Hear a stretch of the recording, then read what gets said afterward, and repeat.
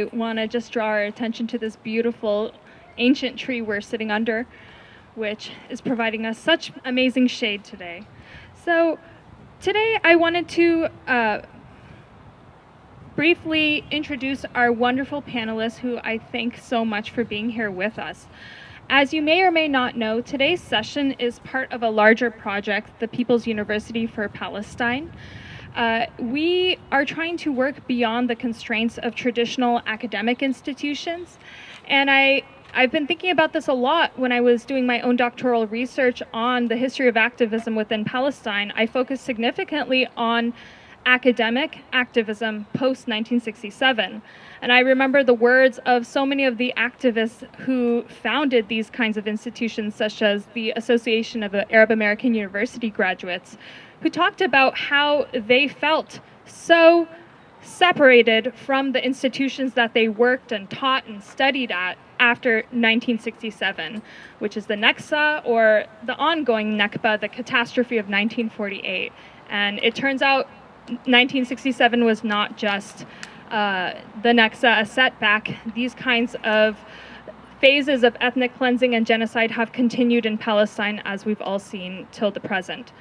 And it is important for us to remember how sites of academia can be exclusionary, and this is something that we will be speaking about today. And so it's so important to continue to make our own institutions that do not align with such colonial, patriarchal institutions.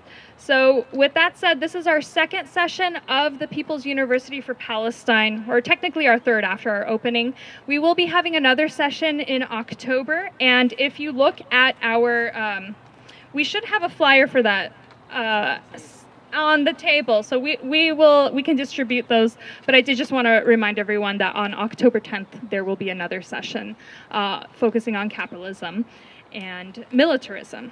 So today, though, we are focusing on settler colonialism, indigeneity, focusing on how it resources us, and also grappling with the legacy of the settler colonialism that so many peoples have experienced here and abroad.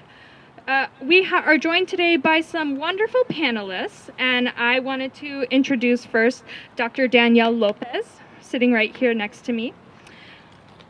Dr. Danielle Lopez is Two-Spirit, born and raised in the settler-occupied medicine gardens of Coahuiltecan, Nidey, Conitza, Lipan Apache, as it's commonly known, although I learned from Danny that this is not a term that indigenous peoples from the Nidey Conitza call themselves in general.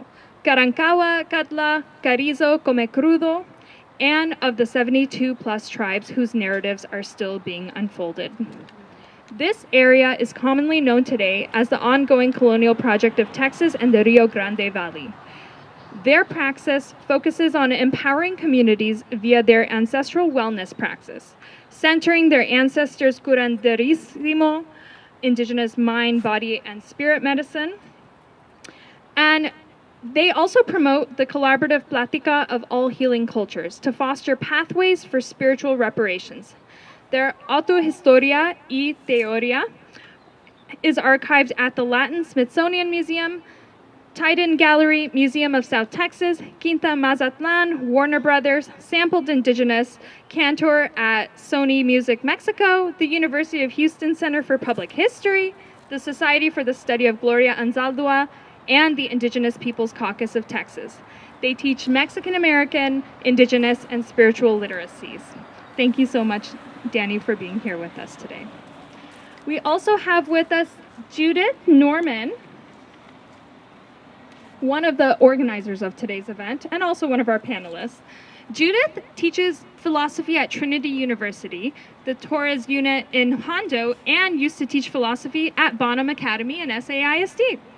She is interested in the intersection of philosophy and colonial and decolonial thought. She has worked with the Jewish Voices for Peace since 2001 and was a core member of their news service, Jewish Peace News. She continues to work with Jewish Voice for Peace on the Academic Advisory Council and the San Antonio chapter.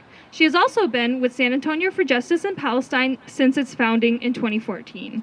She has traveled to Palestine several times with Harry Gunkel and has had the privilege to travel to Gaza and witness the stories and spectacular courage of those living there. Thank you, Judith, for all you did today and before this and after this.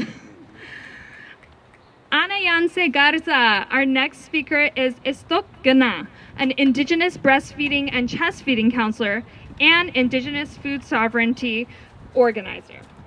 She is a seasoned organizer and advocate for social justice with a rich history of working alongside grassroots movements and community-driven organizations.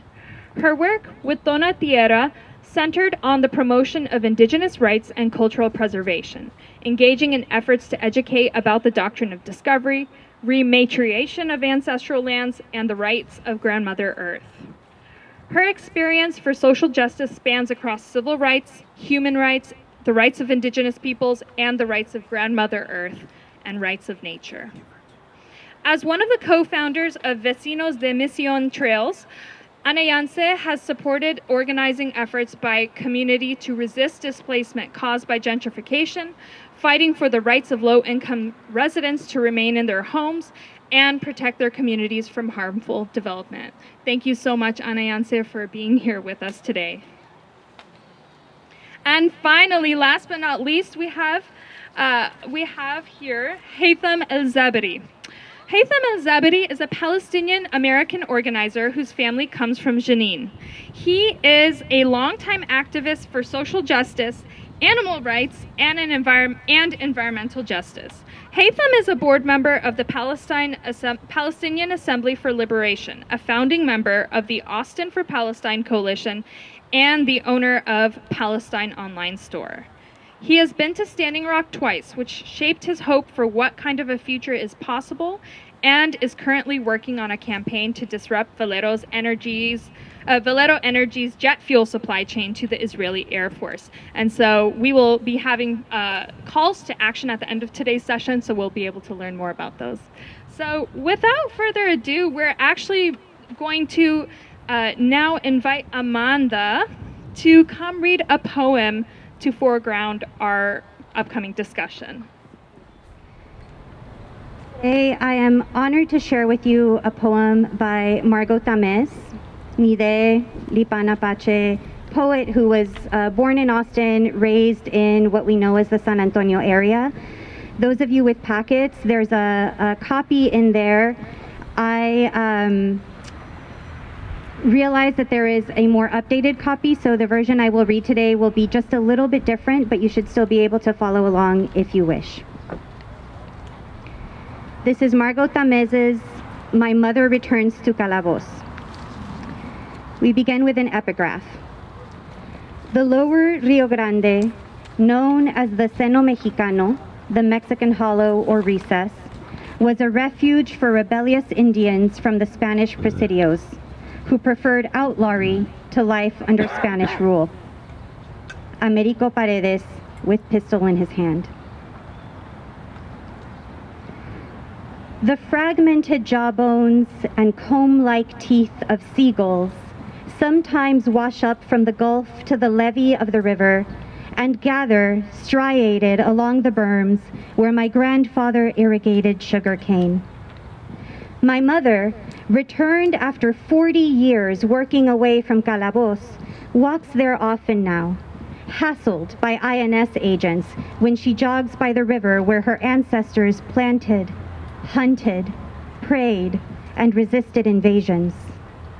The INS thinks she runs away from them, that she is an illegal, a savage, trespassing from Mexico. Used to the invasion, she asks them how they assume, how exactly do they know if she came from here or there? When she tells me this story, she exaggeratedly points to the spot she stands on, here, and the land I stand on, there, which means, you idiot, we Indigenous don't recognize your violent settler borders. I am an Indigenous woman born in El Calabos, you understand? She says loudly, in mixed Spanish and Lipan Nahuatl, and they tear out, the truck wheels spinning furiously, sand sprayed into the humid air. When I was a girl walking on the levee with my grandfather, I thought I saw gull teeth chomping at the soil wall. The air was dank steam, the scent of sand, roots, and something alive beneath the soil, deeper and older than memory. When I immersed my hand inside the cloudy water, it became a fluid form, soft, something becoming, something ancient. The air is still heavy with heat and damp, and smells like diesel and herbicides. The scent reminds me of failed gestations. My reproduction, the plants, and the waters, each struggling in the same web of resistance and survival. When I was a girl, my grandfather taught me to put a small clump of soil in my mouth and to swallow it. I watched him. Then I did. I used to watch the gliding and swerves of uprooted reeds in the river's unhurried flow to the Gulf. I reached with all my body, stomach on the bank of the levee, hands and arms stretched out like an acrobat, to touch and grasp their slender stems. Once, my feet pressed into the soupy bog, and stepping up was heavy, yet with the sound of gurgles, puckering, a mouth opening, like seaweed and millennium of soil, my ancestors and water breathing. Now, I think I'd like to be, that I will be, running with my mother when she tells off La Migra. Listen to the bubbling duet of water and plant life. Listen to the sound of grandmothers and grandfathers closely, again and again. Thank you, Amanda, so much for sharing that beautiful poem with us. It's a poem that I would love to hear from our panelists. If you have anything to address relating to that poem in a few minutes, please do. But okay, well, let's move into hearing from our panelists. I've read out all of your bios, but please feel free to elaborate on anything that you see fit. So first, my question to all of you, and I would especially love to hear from Danny and Anayanse, is whether you can share your knowledge of the history of the land that we are on, the headwaters that lie here at San Pedro Springs Park. Who are the people who traveled, prayed, foraged, and lived here at the waters, and who continues to meet in these ceremonial spaces today?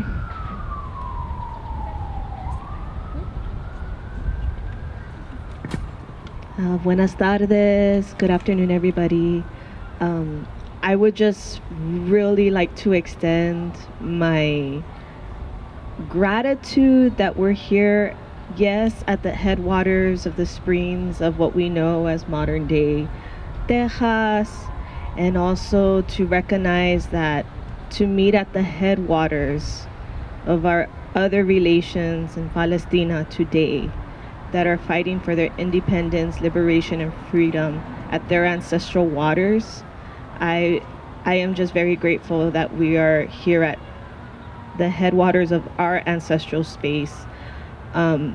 We were not an easily conquered or easily subdued savage race. We had multiple, it's documented, we had 72 plus tribes and nations who traded peacefully, who had commerce and education and medicine.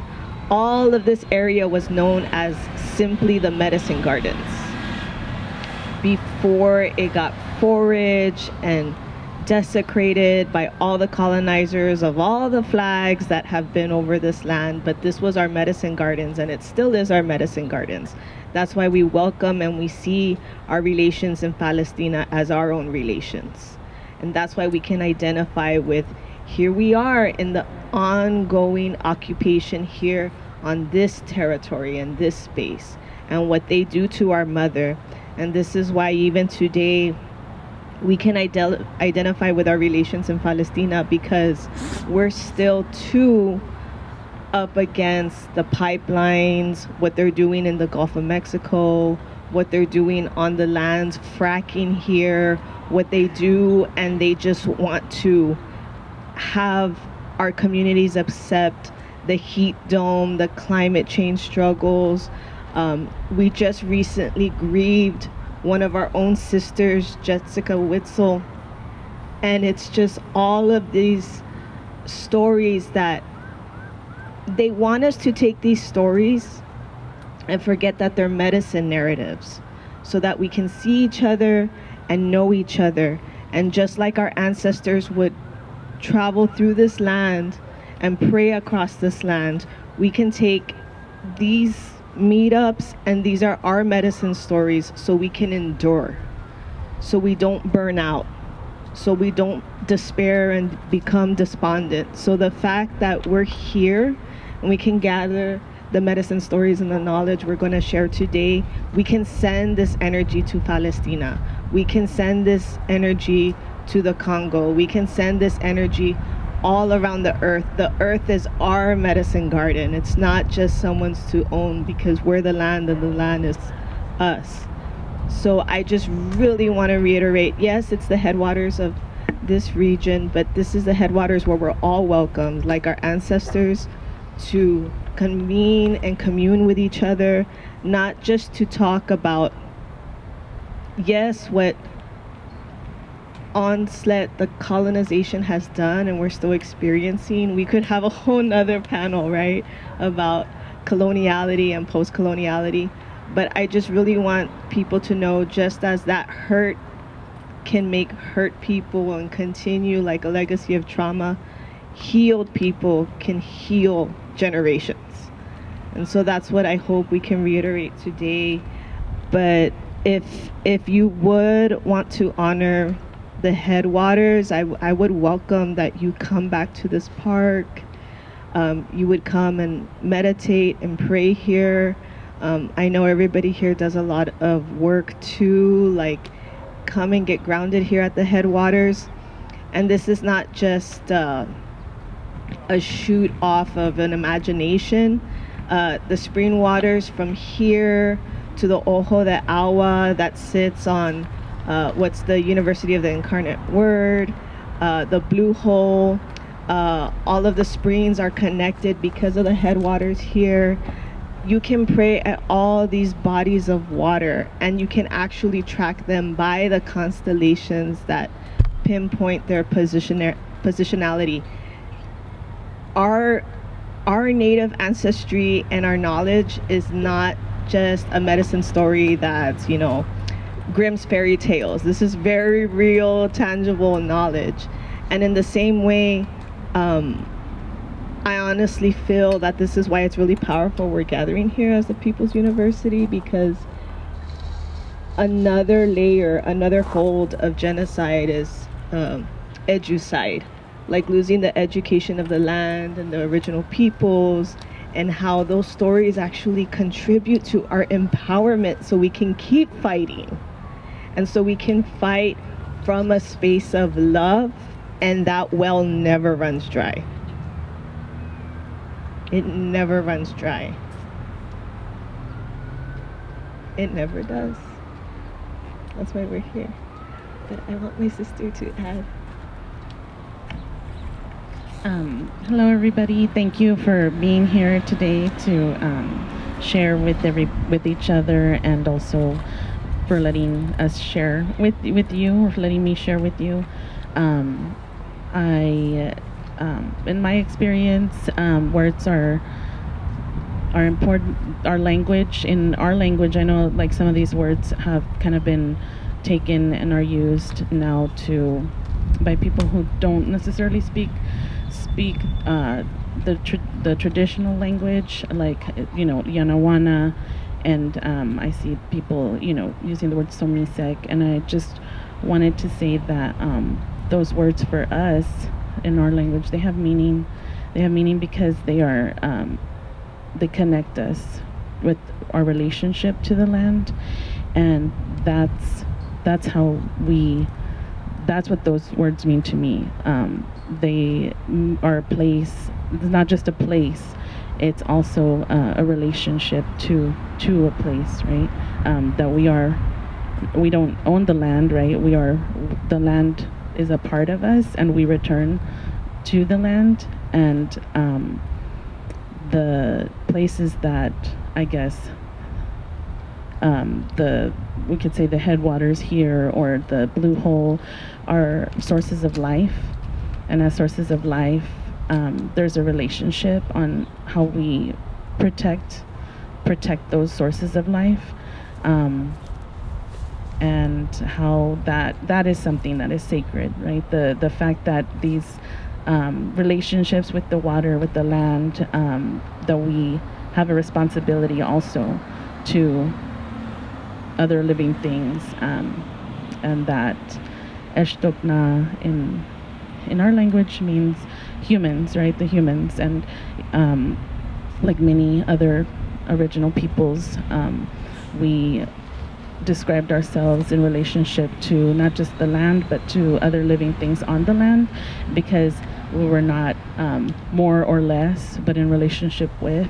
And so that's something that I tried to carry with me, and I see some of that in some of the things that I've been seeing about what's happening in Palestine, right? And how there's definitely a narrative of ownership on one side, and then there's a narrative, there's like a story and a relationship of people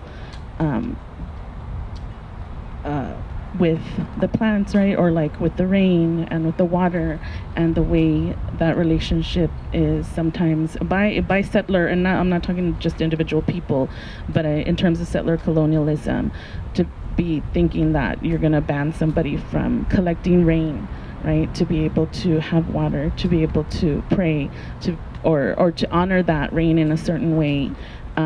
Those are things that I feel really speak out to me as somebody who is trying to honor our own people's lifeways, and the importance of that in order to maintain a connection, and also then the responsibility to act and to protect, right? To protect the water, to protect the other living things, other living beings, right? That are going to be affected, that are affected by all the decisions that are made in this settler colonial structures or decision-making mechanisms, that are now also leading to so much harm here in Texas, with all the pipelines and with all the way the laws are tweaked or the processes are tweaked, right, in terms of how they evaluate and really give little to no time for the public or people that will be directly affected to either get information or to act.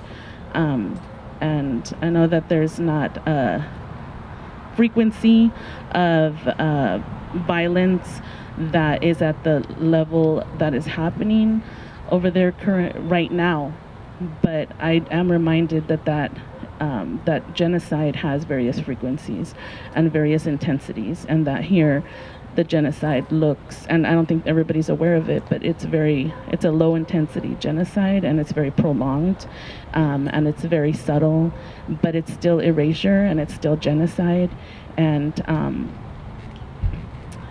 it also reminds me of what my ancestors went through during one of the most violent times in history for themselves during that time, that we're here because we have survived it, in spite of all the genocidal tactics, and in spite of being completely surrounded by it every day, because it is a different outlook, it's a different way of seeing the world, and to interact within the systems, and the way everything works in a way to uphold settler colonialism in these very subtle little ways that are constantly trying to erase and gain and destroy more and more and more people's ways of life, or that connection, right? The opportunities to be able to connect.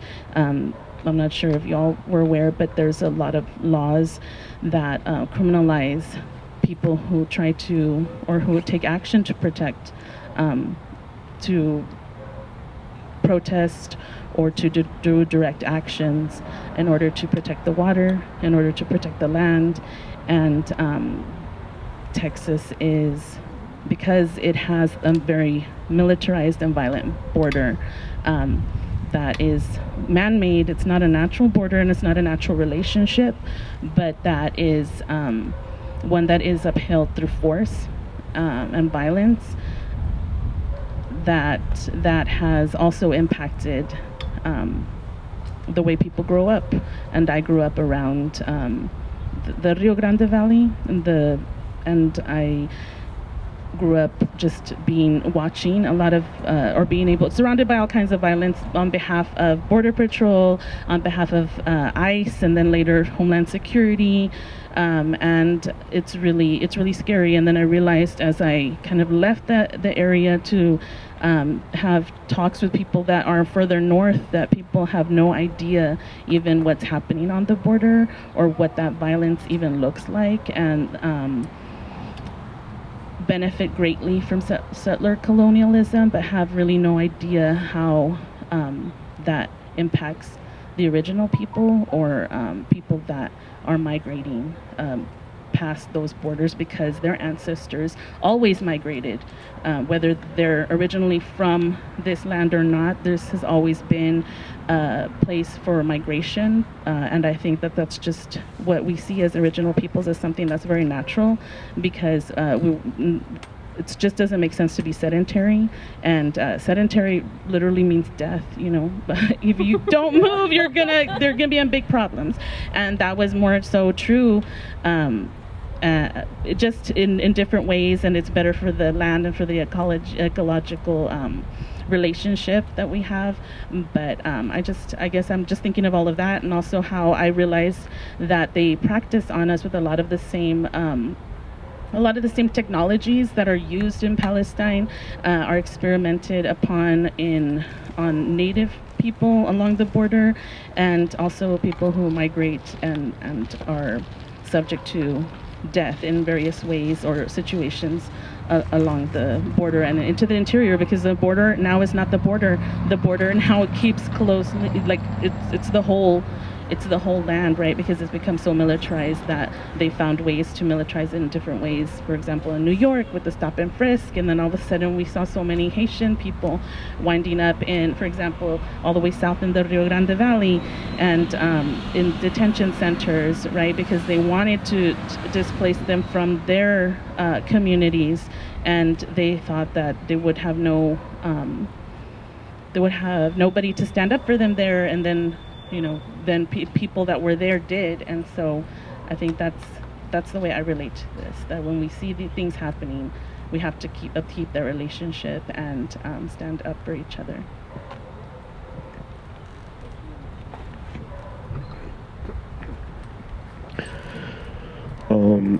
Well, before I say anything, I'd like to honor the martyrs.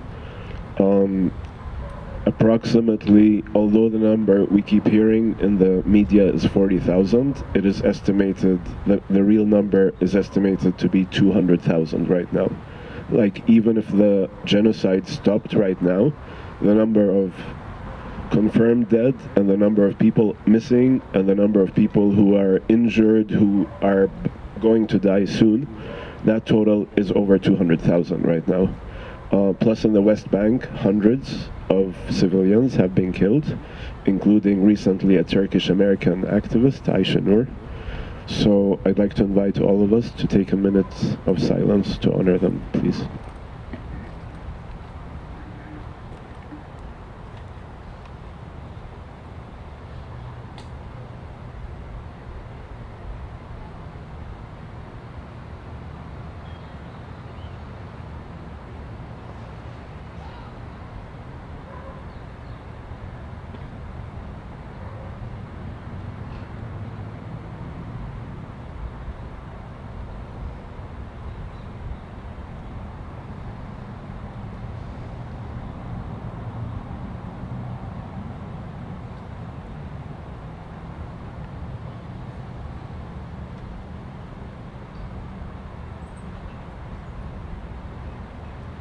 Thank you. I can totally relate with everything my sisters here have said. In Palestine, water is a weapon that Israel is using. Palestinians have no access to the water that is literally under us in the West Bank. We have no access to that. Israel controls that and then sells a small amount back to Palestinians. So this is part of the genocide, and one of the actions of genocide. They are going to make us thirsty. Like, they have their illegal settlements where they have swimming pools and grass lawns that are being watered every day, and Palestinians are limited to consuming about, I think it's something like 1/10 of the world recommended use of water. So yeah, water is super important. Right now with the bombing in Gaza, some of the bombs are so heavy that they're creating craters so deep that it reaches underground water and unfortunately pollutes it also. So yeah, I guess that's what I have to say on that for now. Thank you. And with that account of, the massive violence being done on Gaza and Palestine, the West Bank, the question that confronts me time and again is, how can my people who were the victims of a massive genocide turn around and be one of the actors perpetuating another massive genocide? And that question sits very heavily on me, and there are a lot of good answers. And an answer that I'd like to bring into the discussion today has to do with indigeneity and settler colonialism. And I'm speaking about from my own background, which is from Eastern European Jews who were the targets of genocidal violence of the Holocaust. My family in Europe was completely destroyed. And my grandparents and great-grandparents came here as dispossessed and traumatized refugees from that genocidal violence, and developed and cultivated and eagerly grasped an identity of whiteness that brought them into a settler identity here. The European ideology of colonialism, which is responsible for so much violence, it operated, first of all, internally. The groups that internally were displaced in Europe, the Irish and the Jews, through the ideology of who makes the land productive. Okay? This is a sort of way of racializing people. What groups are cultivating the land properly, making it productive, and what groups weren't. And the Irish and the Jews weren't, right? And so you have this sort of, supposedly, this justification for colonialism through the notion of who is making the land productive. Whatever that means. So you have an anti-Semitic myth of the wandering Jew, right? Which is a Jew who the Jews don't belong to the land, as is evidenced by the fact, which is bullshit, that we weren't cultivating the land properly, we weren't making it properly productive. So anti-Semitism in Europe begins with a denial of Jewish indigeneity, right? That's the sort of governing myth, right? Jews aren't indigenous to Europe. Erasing Jewish relationship to the land in Europe, culminating in the genocidal violence of the Holocaust. And the weird and horrible thing that happened was Jewish Europeans, many Jewish Europeans, accepting this ideology, right? Yes, we weren't indigenous to Europe, right? Despite the fact that, my ancestors have lived their time out of mind thousands of years, right? You're right, we didn't cultivate the land properly, right? And so Jews sort of bought into the anti-Semitic ideology that involves claims to land belonging, indigeneity. And so they went elsewhere, to Palestine, where, with the idea that that would make them safe, unlike Europe, and that their status as indigenous is based on their ability to make the land productive. So you have this sort of, in Israel, creating the colonial state of Israel in Palestine. My Eastern European brothers and sisters sort of bringing to that project the idea that they get to belong there by virtue of making the land productive. That's how they establish their claims to indigeneity. So believing this racist anti-Semitic trope. And I was taught, as a sort of, in my Zionist school, that the Jews made the desert bloom, right? So the Zionist idea that Jews belong in Palestine is made visible by the agricultural project of land cultivation. Okay? I mean, an irony is that there were Jewish Palestinians indigenous to Palestine, right? But they got erased. It's just the European Jews whose claims to indigeneity get prioritized. And European forms of cultivation and what Europeans think of as sort of productivity, distinctively European forms of productivity, which have to do with sort of profit and trade, that get prioritized in terms of solidifying claims to indigeneity, right?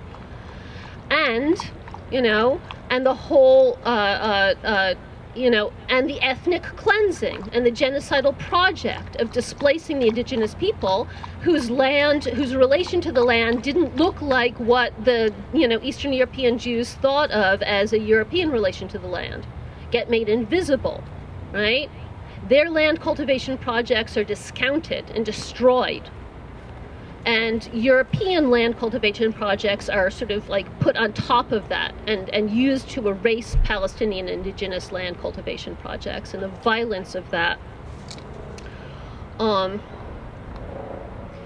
making the desert bloom. I mean, the notion of a desert is barren as a European fantasy. People who don't know the desert, who don't have knowledge of sort of inhabiting the richness of desert lands, right?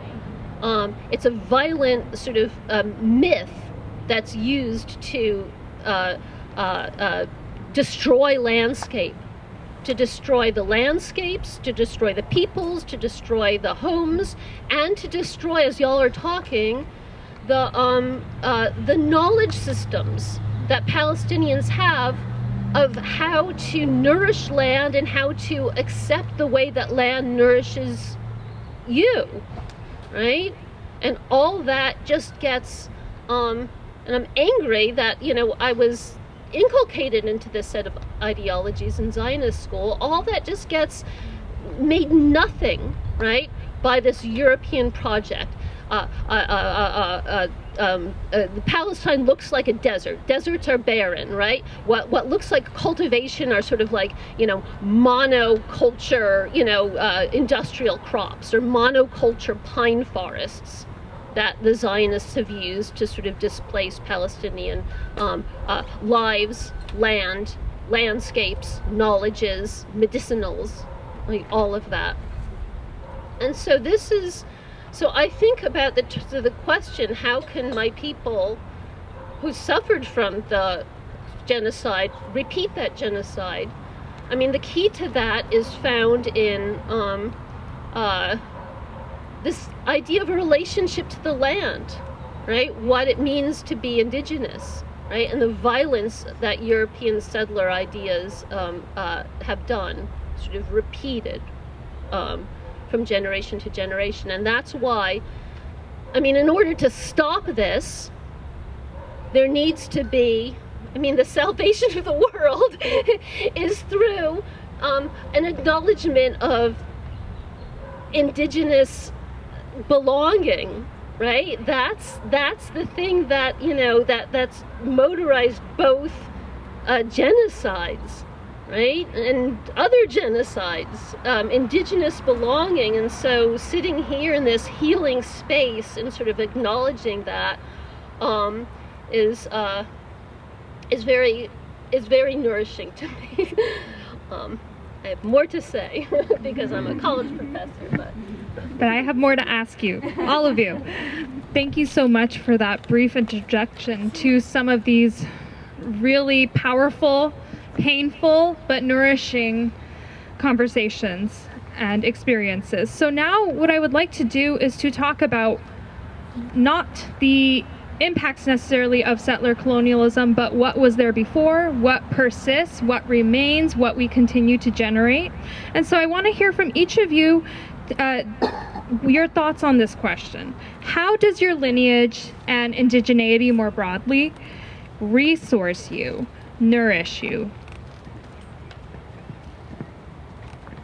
Well, first of all, I feel super grateful that my ancestors, my heritage, my family, and all the advocates that supported us, like, maintained our knowledge of mind, body, spirit, medicine. And whenever I see other cultures harness that, I can see that we're mirroring that in each other, and I feel super grateful for that, because I also feel like that's what's really maintained. I'm gonna throw a little Spanglish. That arrebato, that clash, that cataclysm that generational trauma can imbue you with, but using your ancestral balance of mind, body, spirit, medicine really, really ingrains and helps you embody this sense of rebirth that we can have. And I feel like it's going to sound a little crazy, but bear with me. That was one secret weapon our ancestors and our cultures had, that we can have rebirth. We can, hit us with your best shot of colonialism, and we will still rise up. We will still return. We are the flower that does not stop blooming. And when I say mind, body, spirit, I don't want to do the colonial lens of like, what is medicine and what is knowledge? I believe that medicine is our ancestors' herbal pharmacopoeia. It is their music. It is their food. It is their ritual. It is their ceremony. Right now we're having ceremony. You're sharing your energy with us, and it's helping us talk about our shared histories of very deep trauma that we are seeing repeat itself right now. That's really hard to watch.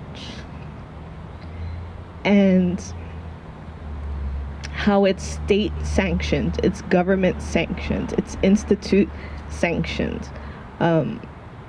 Just to speak on this region here and its parallel, its mirror with Palestine and our other relations experiencing genocide right now.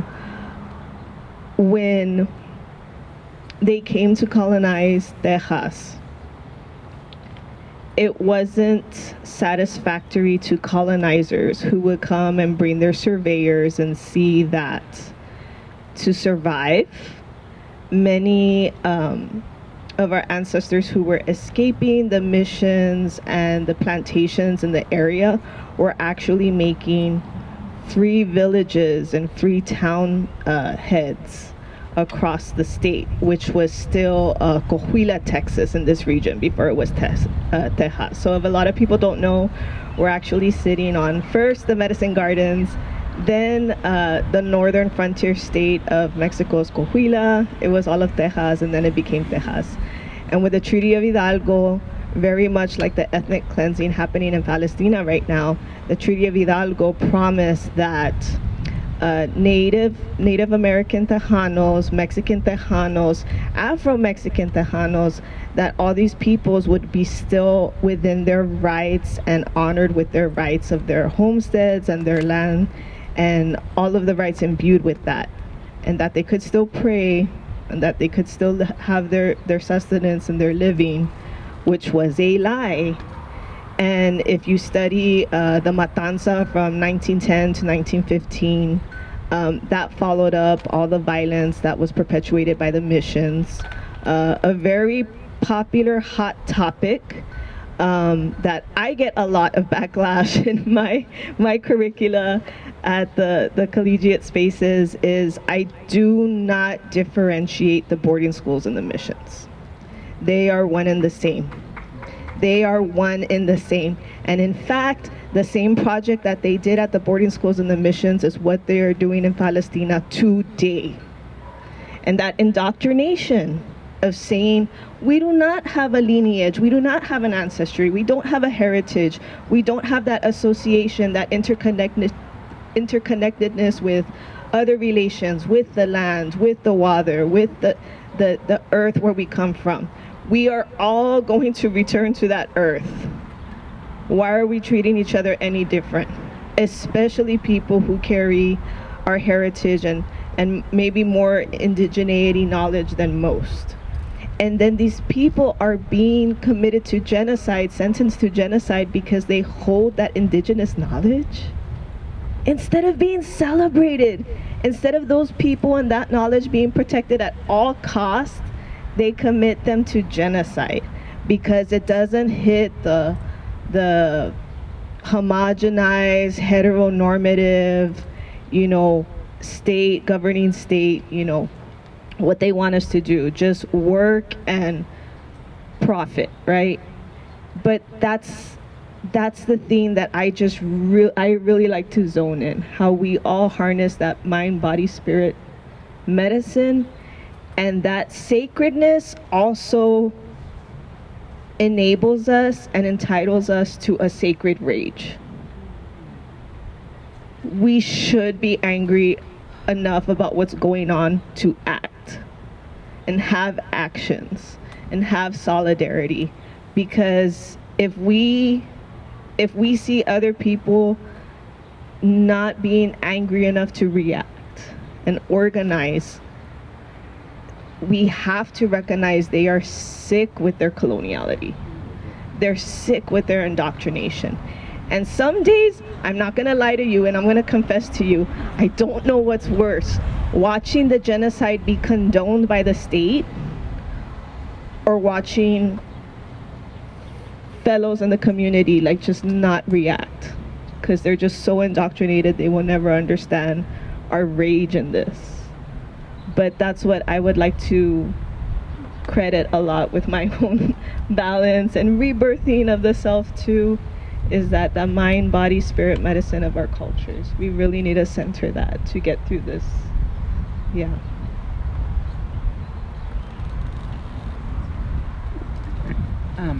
I think, yes, and definitely that there has to be action. There has to continue to be actions in different ways, whatever opportunities that people have available to them, even if people think it's something small, just to keep doing it, and just holding space that this is not, if it doesn't stop, then the resistance won't stop either, right? Because that's holding space to say that that we're still here, right? We're still here, and we will continue to be here until this oppression and this program or program of settler colonialism is gone. I also just wanted to say that a lot of what Judith was describing in the way that agriculture was, used, is the history of agriculture here in the United States. And so there's definitely a formula, right, that they use to be able to carry out the genocide, and it just looks more modern, I feel, but it's the same program and it's the same formula that's being carried out, except here it's just kind of like people don't question it. They think it's in the past, and they think, literally our children go to school and they try to teach our kids that they're dead. They're like, Native people don't exist in Texas, or they just got blended away, is like what I think one time a teacher said in my daughter's classroom, like they're just not here anymore. Either one way or another. Like maybe you're here, but you're not really indigenous because you're blended away.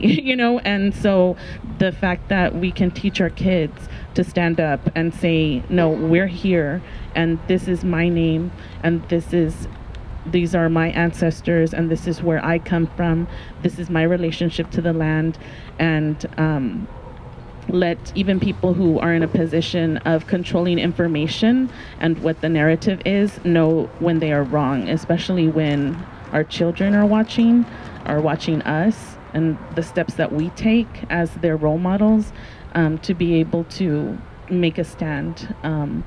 Also, just want to acknowledge the people who continue to carry on ancestral knowledge keepers, elders in that have continued to hold on to knowledge, and it may not be public knowledge or available to everybody in the way that a library is or anything, but I am very grateful to people who hold that knowledge and that are teachers, so that we can continue to have access and live our lives in a way that honors our ancestors and that brings us closer to the memory of our people and who we are, so that we can continue to be who we are and who we're meant to be, so we can serve our purpose as people who protect the land, people who protect the water, people who care for that. The only reason that we protect it is because it's in danger,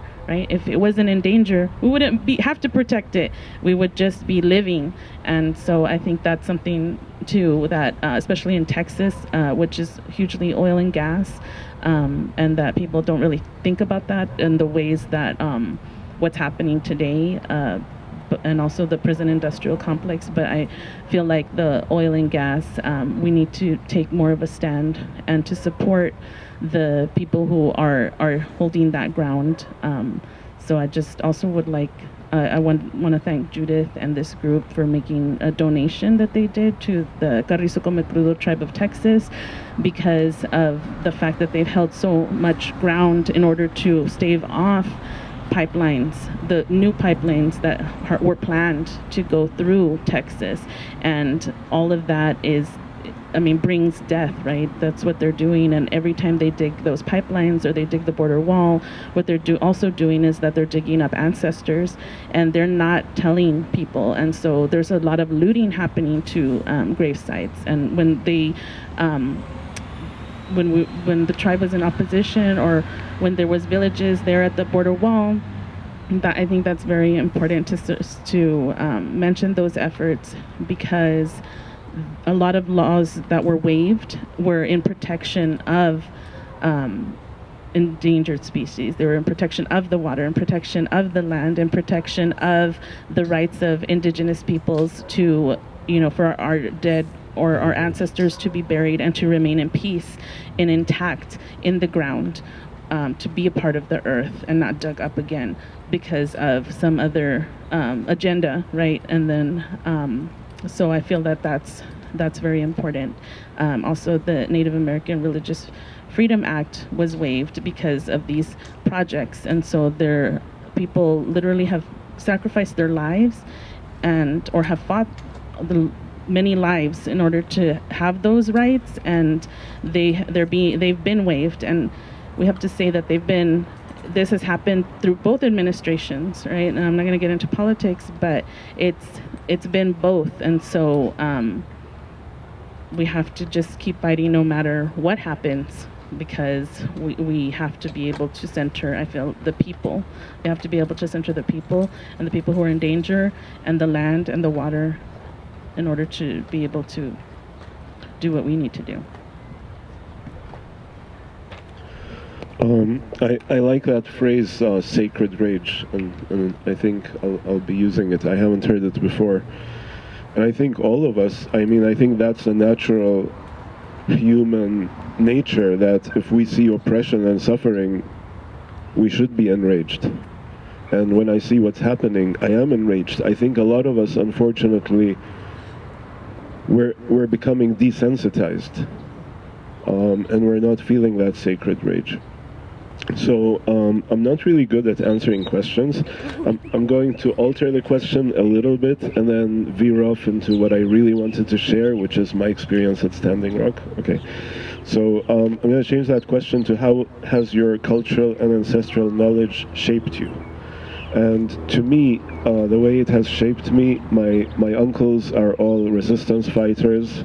Some of them one of them has been assassinated by the Israeli army using a US-supplied Apache helicopter that flew into the town of Ramallah and fired a missile right into his office.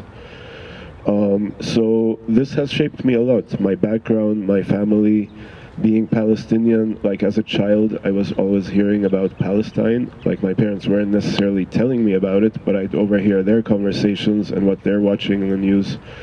And that has shaped me so that when Standing Rock happened, basically I was watching Democracy Now! How many of y'all watch Democracy Now! I think that is the best media source that we have in the US, personally.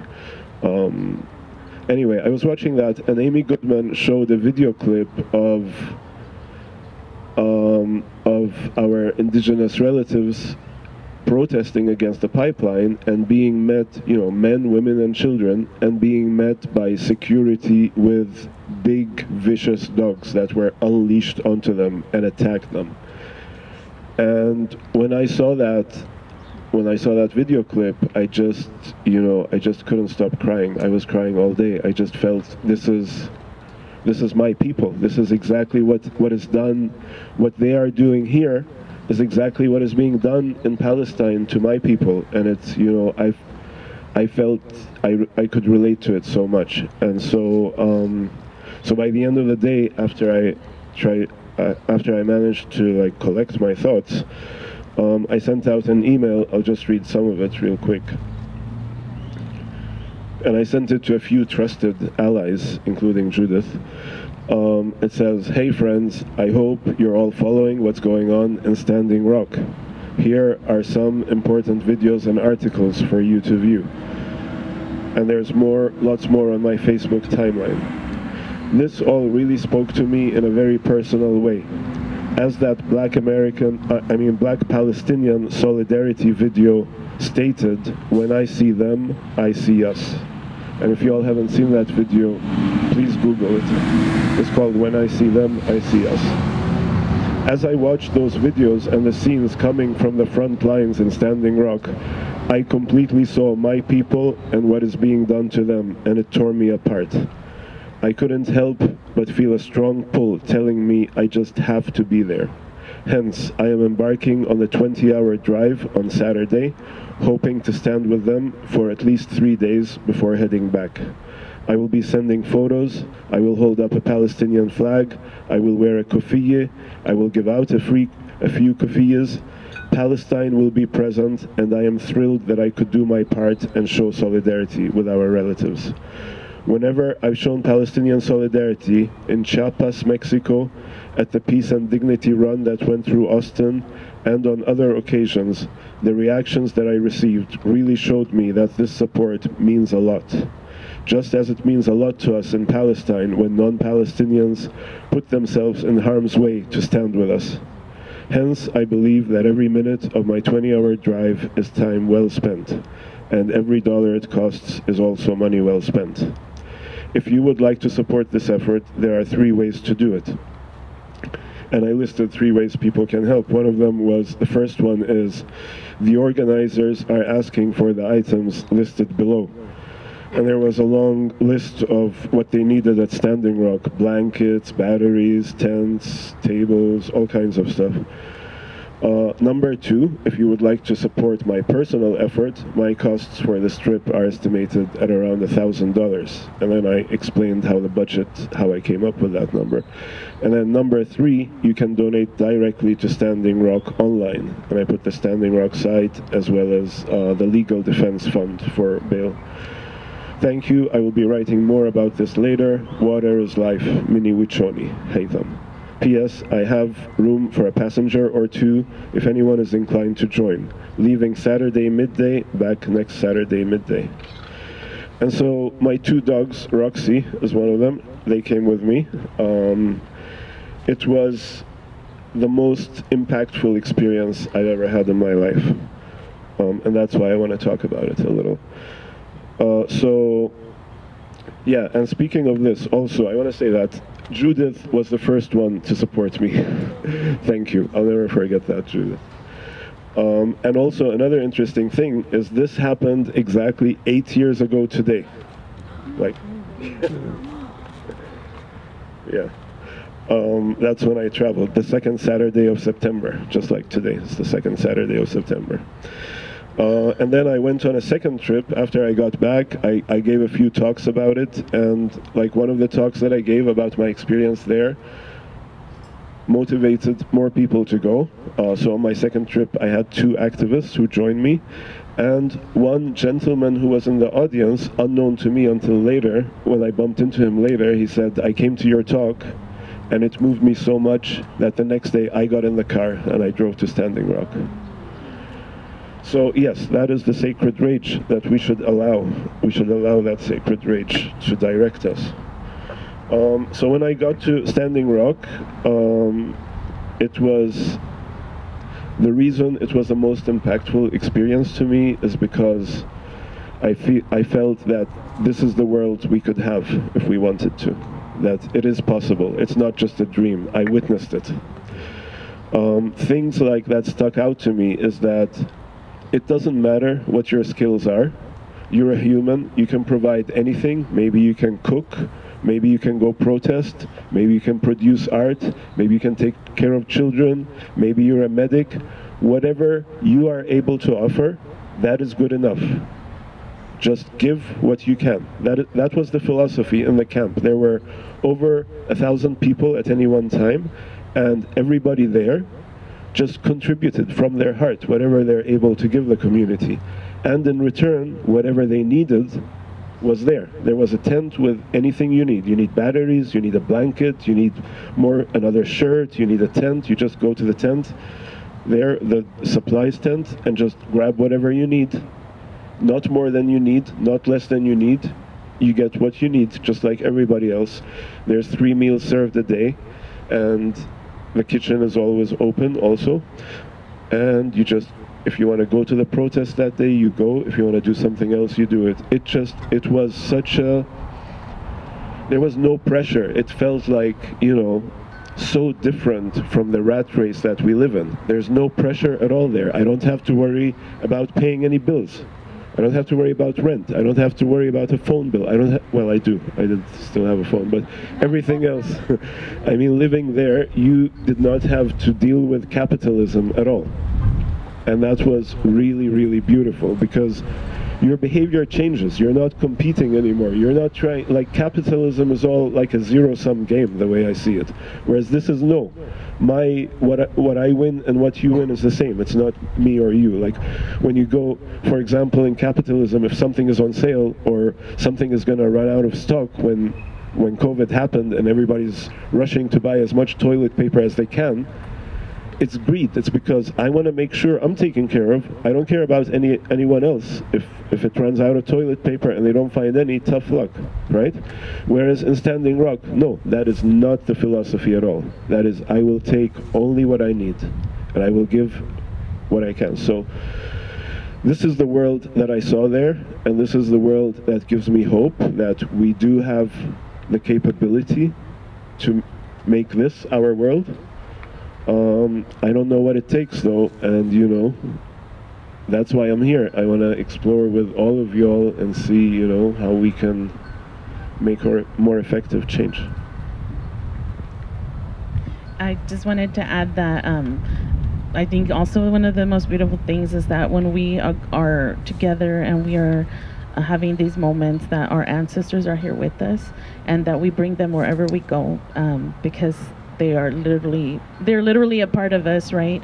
And we're a testament to that. So these are very special moments when we can be with each other and be talking about what is possible, because all of the information that's usually put out there is about trying to make us feel that we are somehow the minority, or that we are somehow trying to make people feel alienated, which I know that was in here somewhere, the alienation that people feel because of this system that does not prioritize life, but just is part of the production, right? Production and production and production of, and how that is valued, but it's not being produced for the needs and the benefits of just everybody.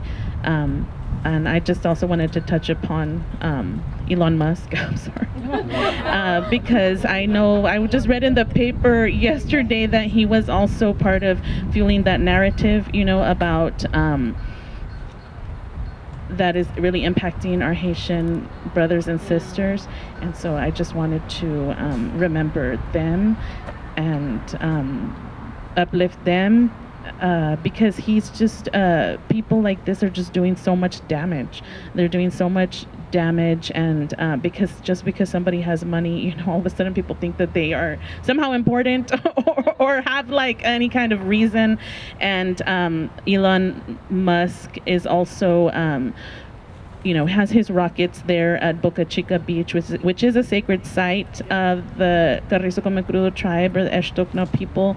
And what he is doing there with his business is it's detrimental. And just because of the way that people in Texas, or that the state of Texas has tried to erase any kind of mechanisms for indigenous or native peoples to be able to defend or protect, right, our sacred sites in some ways.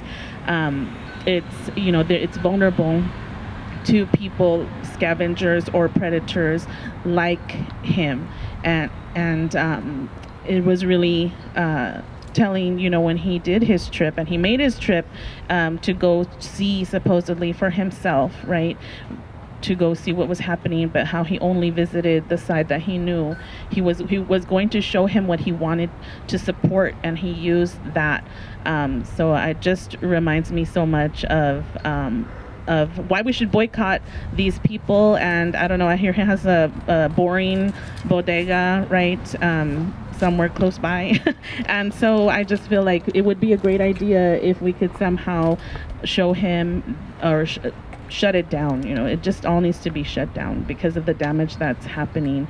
And really, SpaceX needs to be kicked out of Boca Chica and of that community, because it's having a huge impact, not just on the animals and the ocean, but also on everybody who's living there now. And they're displacing people. There's insurance rates are going up, but they have no way to categorize it because it's due to all these huge explosions.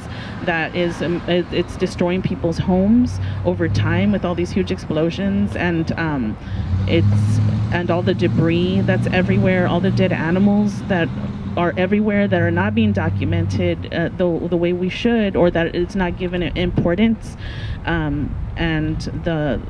If we could just also keep that in mind, and if there's a call to action, if you could please also support that.